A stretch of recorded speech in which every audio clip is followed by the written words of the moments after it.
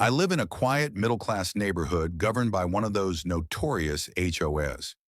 You know the kind, strict about lawn height, picky about paint colors, and obsessed with parking like it's a matter of national security. I've never been the neighbor to stir the pot. I pay my dues, keep my yard trimmed, and smile at people during garbage day. But all that goodwill hit a wall when the HOA decided to declare war on my guests. It started with a birthday. My wife and I hosted a modest outdoor dinner to celebrate her 35th. We invited a few friends, no more than 8 guests, and most of them carpooled. A couple parked on the curb in front of our house, and one used the guest spot at the end of our cul-de-sac. The next morning, I found a warning taped to my door. Unauthorized vehicles were observed in the community.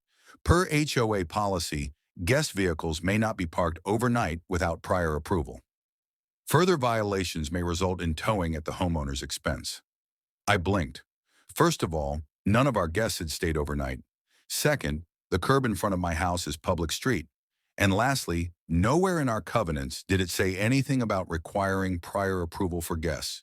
So I sent a polite email to our HOA board president, Carol, who has the smile of a church greeter and the heart of a parking meter. Her response? A copy and paste snippet from the HOA guidelines about unauthorized use of shared spaces and discretionary enforcement. Discretionary enforcement? That sounded a lot like, we'll make up the rules as we go. That's when I had an idea. You see, I'm a paralegal, not a full-blown attorney, but I know my way around zoning codes, HOA bylaws, and the rights of homeowners.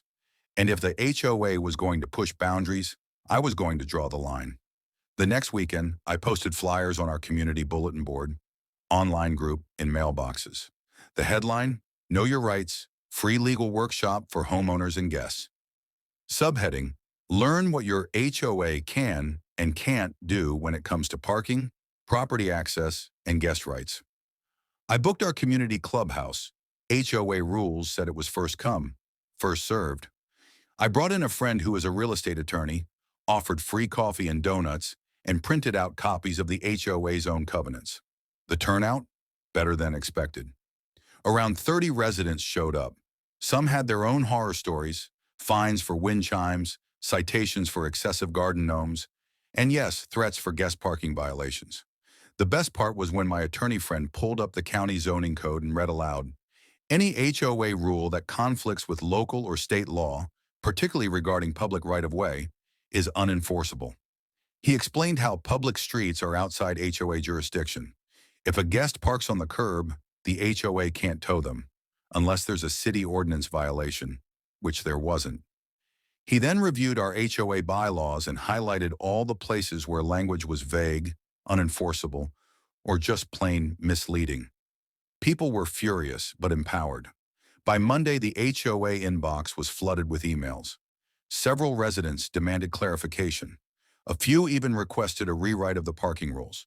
By Friday, Carol sent out a very carefully worded update. The HOA appreciates your feedback and is reviewing our current parking enforcement policies. Until further notice, no towing actions will be taken without clear violations and documented evidence. Translation: we got caught overstepping. 1 month later, the HOA held a special meeting to amend the rules.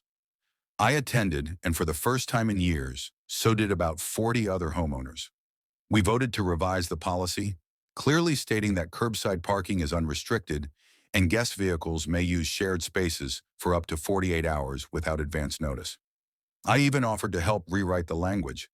Carol didn't look thrilled, but she didn't object. Now, my guests come and go without issue. Neighbors wave. One even asked if I'd do another workshop on how to deal with overreaching HOA fines. Maybe I will, because sometimes the best way to shut down nonsense isn't to yell or fight. It's to teach the law to the people who forgot how it works.